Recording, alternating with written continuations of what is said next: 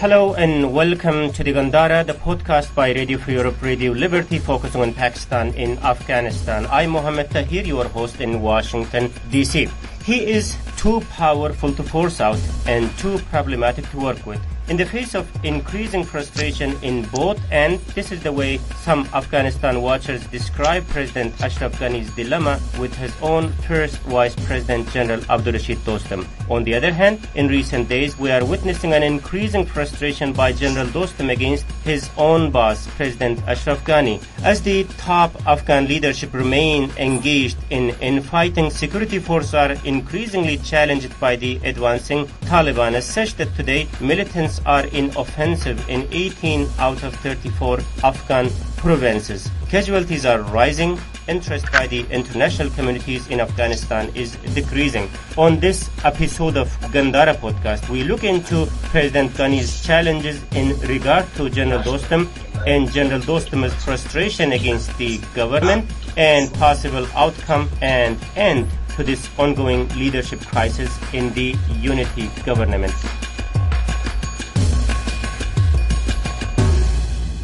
To discuss the subject, I have Patricia Gossman, who is the senior Afghanistan researcher at the Human Rights Watch. Patty, welcome to the Gandhara. Thank you very much. Very nice to have you. Yaqub Rahmaty, who is the former political advisor to General Dostum, is with us today. Mr. Rahmaty, welcome to the Gandhara. Thank you very much. Thank you. Abu Bakr Siddiq, the editor of Radio Free Europe, Radio Liberty's Gandhara website, is joining us today. Gandhara looks into Pakistan in Afghanistan as a region. Abu Bakr, welcome to the Gandhara. Thank you for having me. Very nice to have you. And Sultan Faizi, Kabul-based independent journalist, is joining us today. Mr. Faizi, welcome to the show.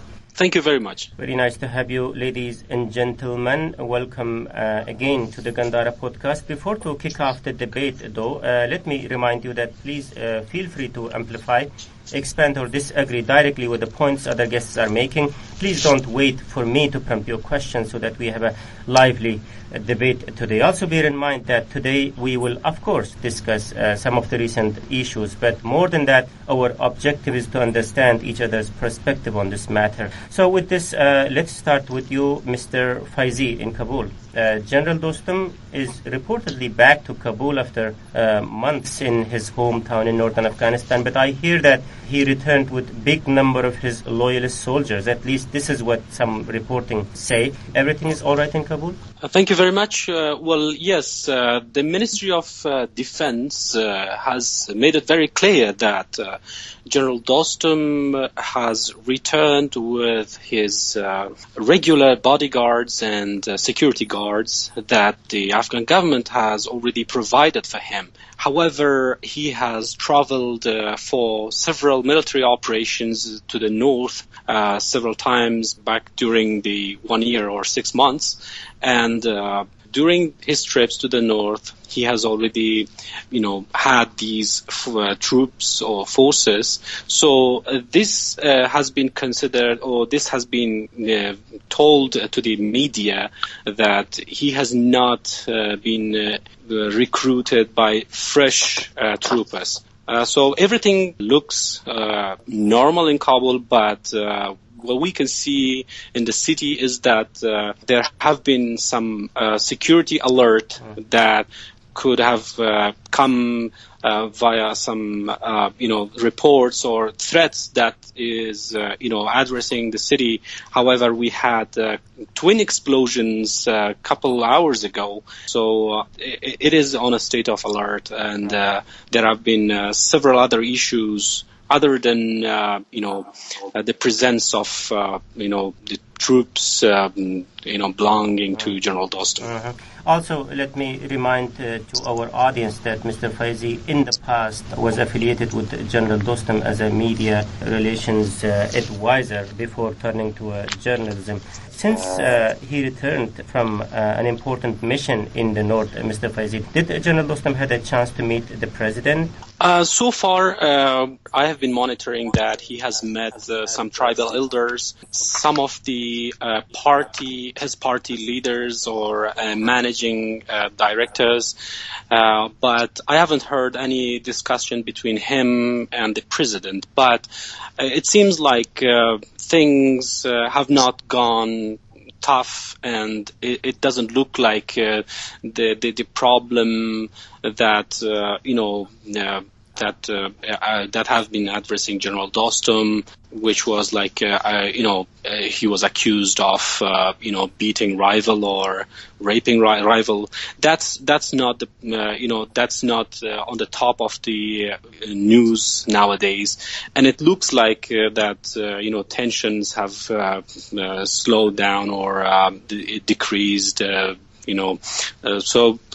it doesn't look like problems are really still continue. So the only thing is that he's showing that he is here in Kabul. He has been meeting some people, and things are okay.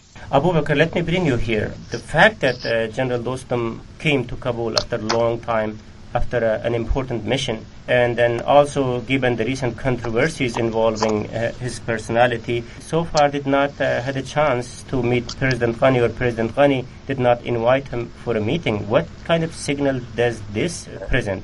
Well, the thing is that I won't claim that I'm an insider in the presidential palace, and I do get to read the president's mind, but there are a few larger questions which we must include in this discussion. One is the whole question of impunity.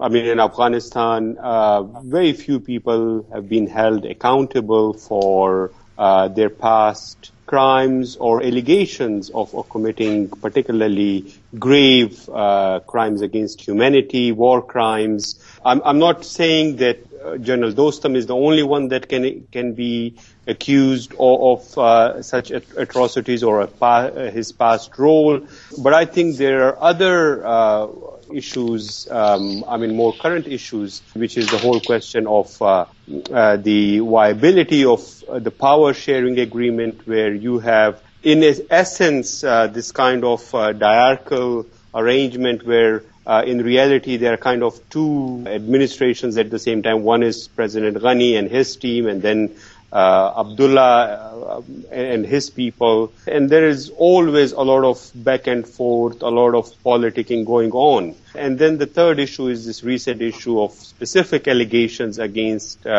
Vice President Dostum of abusing a former governor, SG. We also must discuss in this whole issue, in today's discussion, the whole question of transitional justice.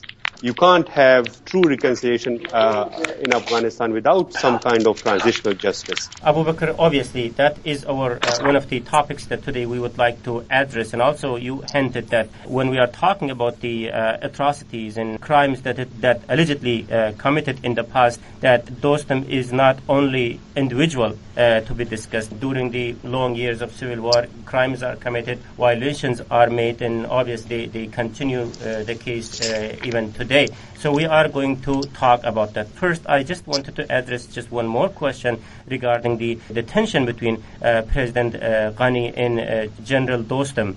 So the fact that Mr. Rahmaty, I want to invite you to take the stage now, that recently Mr. Dostum had harsh statement against both President Ghani and Abdullah. What lies behind his recent frustration? As I was saying, General Dostum is the only leader fighting against the Taliban in the battlefield in the north, and other leaders just sitting in their warm palaces from far away and doing nothing about it. There were times, as you know, that the soldiers were running out of ammunition, and they kept calling for help from the capital. They did not respond in time, and so many horrible things happened. We lost so many good soldiers. Yes, I understand that Dostum is quite often voluntarily goes to the battlefield, but again, is it his job to go there in the first place? No, you see, one thing you have to understand is Badghis province and Faryab, especially, those are the corridors, which is very important. If Faryab, for example, if it falls, then the rest of the provinces in the north will follow. So for General Dostum, it's important the Taliban away from those areas. I have to press you, Mr. Rahmaty, on this. But again, his presence on the battlefield is also undermining the Afghan army's rule, because they are the ones who has to lead the fight if there is a such requirement, not the Vice President Dostum, isn't it? Yes, you could say that, but the thing is, unfortunately, some of the government soldiers, they don't take orders. When the General Dostum orders them, they say, they just refuse it. And they say, well, look, from the palace, certain people are calling not to attack. So it's a terrible situation. It's very difficult to analyze. And, you could say that it's a power struggle, they don't want General Dostum to succeed in mission to bring peace and harmony among in all over Afghanistan. And I would like to let the world know. You see, since the time of Alexander the Great, 15 major invasions and 40 minor invasions have taken place. None of them were able to conquer us and subdue us. And in the future, nobody will. I think maybe from now on we should erect walls around Afghanistan, or erect signs saying, hey, if you come as a friend, you're more than welcome. But if you come as an enemy, try to invade our land and take away our freedom and independence, we will fight you. And we have proven over and over in the last century, the Russians, and the century before that, the British. And now in this century, if 44 countries had soldiers stationed in Afghanistan, and they could not succeed, they could not defeat the Taliban. But General Dostum is the only man, the only hope that can bring that peace. As you probably know, a few years back, General Dostum asked the UN permission to get rid of all the Taliban from Afghanistan within 6 months. They refused. And then here in North America, I know this gentleman, I don't want to mention his name or the country he is from. He's a member of parliament, and I asked him, he was a friend of mine. I said, what happened? United Nations forces, they could not defeat the Taliban. Here's a man volunteering to fight back and defeat. How come you're not allowing it? They said, yes, sorry, just want to make it short. If we let General Dostum to get rid of the Taliban from Afghanistan, then he will come to us and say, look, your task is over, and please leave. Mm-hmm. And we don't want to leave Afghanistan again. I understand. The part of the allegations which made against General Dostum recently also comes from the time when he is on the battlefield. I'm particularly hinting towards the case of Ahmed Ishchi. Patricia, what is the Human Rights Watch's stance on the recent issue involving Mr. Ishchi? Well, let me speak to the larger question, if I could. Right. In response to the last point that was made, I think it's actually a fallacy to suggest that any of the efforts that have been made that involve using militias and engaging in abuses on the battlefield are what is needed to turn the tide of the war. In fact, the evidence is precisely in the other direction, that abusive behavior just sows resentment and, actually can breed support for the Taliban in areas where militia forces have been abusive and exploitative.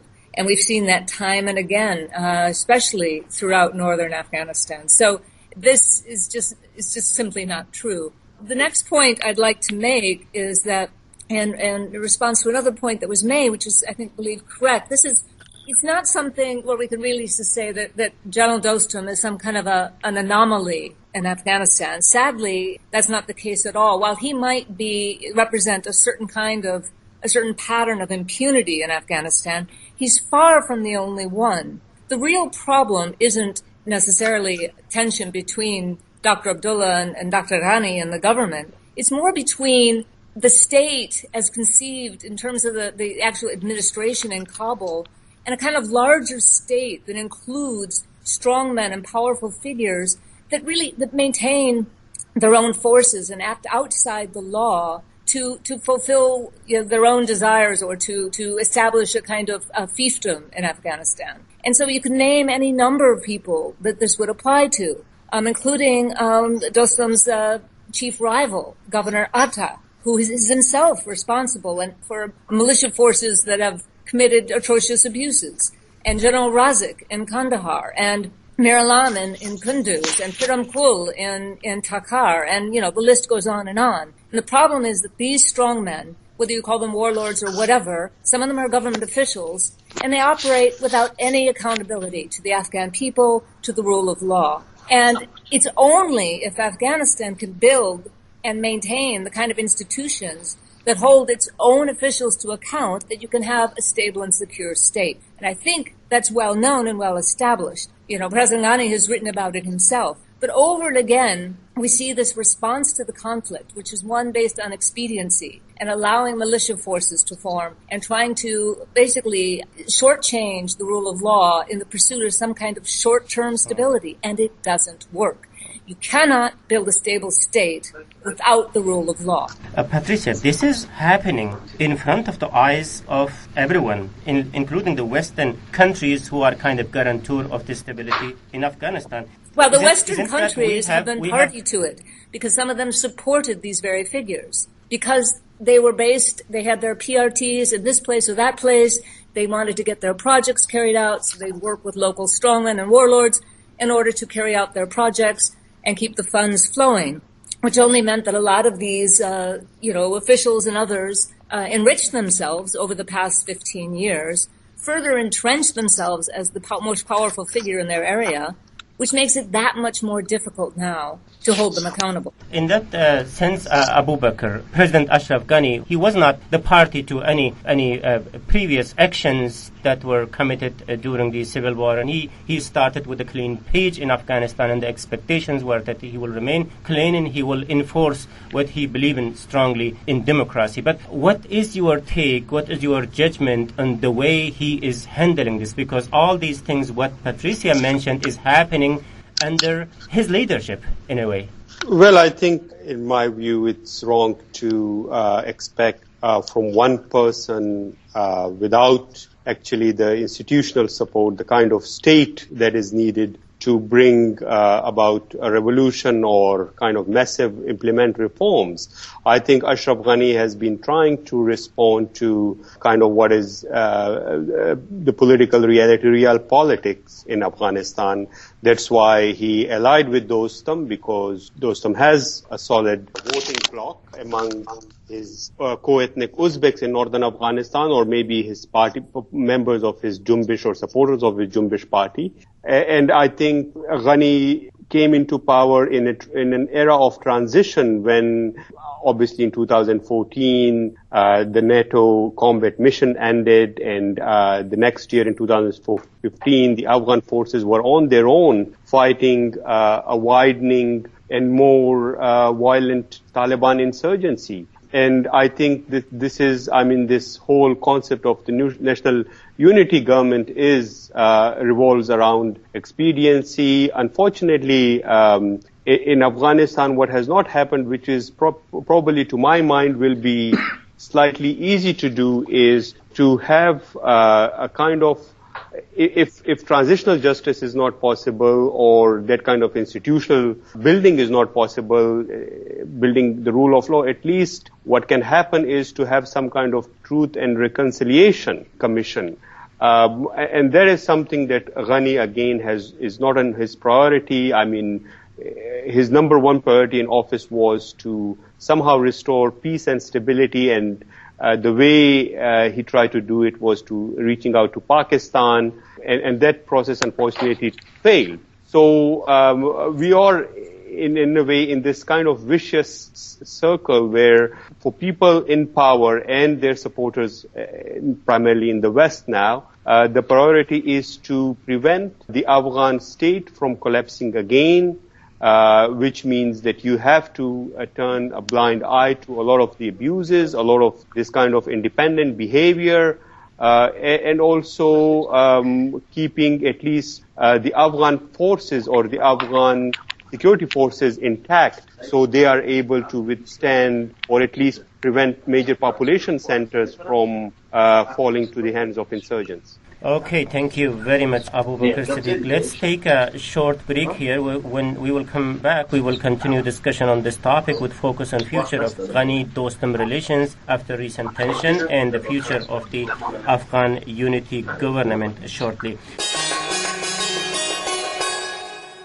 But first, just to recap the debate, in today's discussion, I'm joined by Patricia Gosman, the senior Afghanistan researcher at the Human Rights Watch, Yaqub Rahmaty, former political advisor to General Dostum, Sultan Faizi, Kabul-based journalist, Abu Bakr Siddiq, the editor of Radio Free Europe, Radio Liberty's Gandhara website, which looks into Pakistan in Afghanistan. I'm Mohammed Tahir, host of the Gandhara podcast here in Washington, D.C. Welcome back, ladies and gentlemen, to the Gandhara podcast. Now, before the break, we were talking about some of the alleged recent controversies surrounding Afghan Vice President General Dostum and some of the other provincial and local leaders. As the controversies are rising, we see frustrations are emerging in both ends. Recently, General Dostum was so frustrated that he accused President Ghani in tribalism, and there were reactions by the President's office. Mr. Rahmaty, has the fundamental causes for his frustration answered by the President? Not as far as I know so far, no. But I'm sure they will resolve the issues that they have, the difficulties that they have. Mr. Ghani is the President and General Dostum is his first Vice President. I'm sure. They will resolve. When I was listening to him speaking from northern Afghanistan, he was also talking about possibility of sitting in opposition benches in case if his demands are not met. I want to believe that those are not just an empty threat. He genuinely means that, right? No, I think then of course after what you heard, and then he backtracked it and said these things happen between the leaders, and he doesn't have a problem with Mr. Ghani. It's you who can say who can believe it in different ways. But I think those issues between General Dostum and Mr. Ghani will be resolved. Abu Bakr, recently Atanur, the acting governor of Balkh, came up in the picture saying that, in fact, the post of the first vice president was offered to him. You had a story on this topic. Did this development has to do anything with the recent controversies involving General Dostum? Well, General Dostum's office, I think, kind of reacted very angrily, but what Atta actually said, he said that somebody mentioned this possibility. So, in fact, it was never a formal offer from President Ghani's office, and that's what President Ghani's office letter made clear. So, Atta's case is actually very different. It has a lot to do with kind of a separate power struggle within his Jamiat-e-Islami party. You know that Jamiat-e-Islami party has mainly three leadership components. One was previously based in Panjshir, which is still the dominant faction, kind of led by Abdullah now, or represented by Abdullah, and also Ahmad Zia Massoud. And then there is Atta Muhammad Noor is another kind of major power leadership figure. And then in Western Afghanistan, there is former Energy Minister Ismail Khan. So the struggle is between Abdullah and Atta. What Atta is essentially discussing with President Ghani, as far as we know, and what the two sides have told us, is that some kind of a new power sharing agreement with Jamiat party, but there is a lot of disagreement within Jamiat about what it will mean, and Abdullah and Atta are clearly on opposing side of this divide. But we also have to remember that Atta and Dostum are key rivals, so right. Any changes will inevitably, if Atta comes to, for example, the presidential palace in Kabul, it will affect Dostum, but it's not clear, what will the impact be, and will there be a new power sharing agreement between President Ghani and Atta or Jamiat? Mr. Siddiqui, if you don't mind me interrupting, General Dostum is the Vice President of Afghanistan, not by selection or personal giving, but rather has been elected by the voters. So no one can take away his position from him. This will be against the will of the people of Afghanistan. We have to respect that. We have to respect the people. I absolutely agree with you. I didn't say that somebody is taking. I was just referring to the ongoing power sharing agreement, and I clearly said that it is not about Dostum's position. It doesn't directly involve him. I even made clear the statements from the two, mentioned the statements from the two sides. So I think we are in agreement here. So what the future looks like for Vice President Dostum and President Ashraf Ghani alliance going forward from here? Who wants to take question? Well, I would like to say that I think that as far as we know, the National Unity Government was put together by outgoing U.S. Secretary of State John Kerry. So I don't see any major changes in the National Unity Government immediately, but I think there are a number of suggestions, propositions that people are working in. I'm sure that all the parties involved in these discussions would like to keep everyone on board. So we might see, for instance, some cabinet changes or something, but as far as I know, none of the people involved are pushing for a lawyer jirga or revisiting those, but Afghanistan clearly has major political challenges. One of the key challenges is that the country needs to hold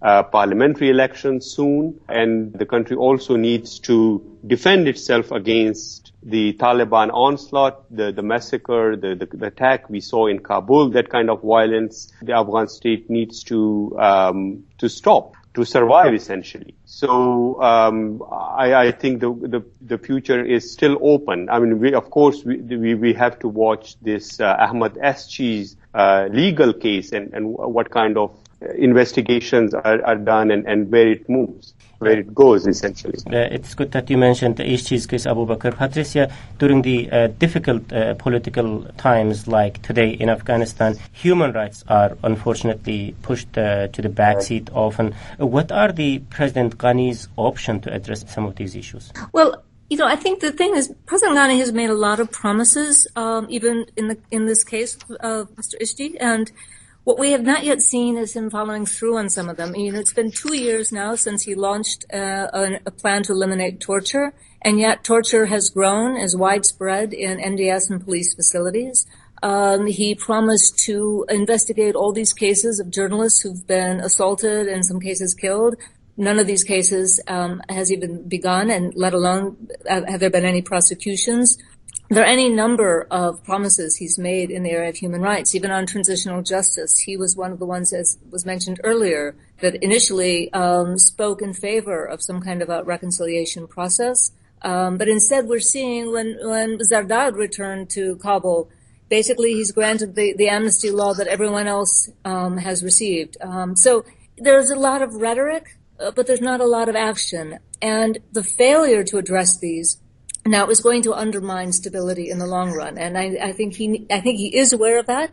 But some action needs to be taken in this regard, or he'll find his problems multiplying, unfortunately. What do you think the reason behind his failure, let's say, to address some of these issues? Well, it comes back to the same issue I mentioned before, and I have to agree with previous speakers that it's not an easy situation. I mean, he came in 2014. Where many of these problems are already deeply entrenched, and not the least because of the policy the U.S. and other countries, but particularly the U.S., had followed for many years after 2001, which meant relying on people with very poor track records in human rights to be a force of stability, which in many cases they were not.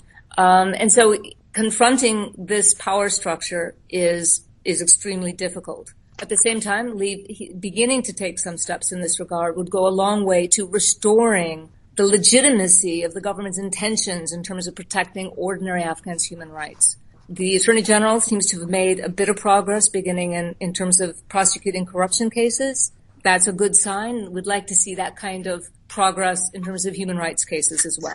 You genuinely believe that Mr. Ghani, President Ghani, is interested to address those issues, right? I think he knows the right thing to do. Whether he will do it, whether the power structure around him will allow that to happen, is another question. Is there any role that the West can play, which so far has not been played? Of course. They should. They are the ones still paying for the Afghan security forces. And so all the training in the world means nothing if no one's held to account for abuses. So they should be sending this signal loud and clear. Unfortunately, too many of them have not done so. Yeah, unfortunately, all this again comes down to the political situation, political will and situation in the country. So today, it's not only Dostum, but Tajik leaders are also seems to be having their own set of issues. Though recently, quite, but President Ghani and Dr. Abdullah has their own pending problems. How do you see a future of unity government as a whole, Mr. Rahmaty? Security, peace and security, and realizing that all Afghans have equal rights is very important.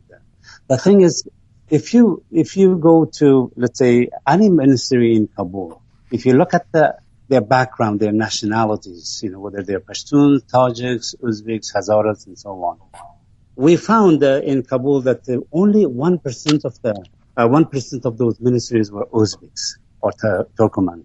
This is not the way. This is not the way to keep people happy of the situation. I live in a country like 24% of the population are French, and the remaining 76% are English. There is no problem. There is no civil war between them. According to their population, the percentage of the population, they receive what they deserve. And of course, that's why the country is progressing. I have been living in North America for 47 years. That's a long time. And I have seen so many advances, like factories being built and jobs are being created, which is amazing. I wish we could do the same. Like before the election, Ashraf Ghani's team mentioned that after the election, they will create 500,000 jobs within 6 months. I would be happy if they created even 500. And it's not so difficult to create jobs. Rather than fighting amongst each other and killing each other, and let's sit down and make senses and be civilized and help the needy people of Afghanistan. Why it's not happening if that is so easy? You see, the problem is the problem that we have is at the top. Mr. Ghani should say, okay, according to the percentage of the population, for example, the Uzbeks and Turkmens are 20% of the population. Here are the 20% of the seats be given to you, and you can hire people that they need jobs. And same thing with the Pashtuns, whatever percentage that they have, or the Tajik. But the problem is, no, one particular nationality wants everything for themselves, and that's not going to work.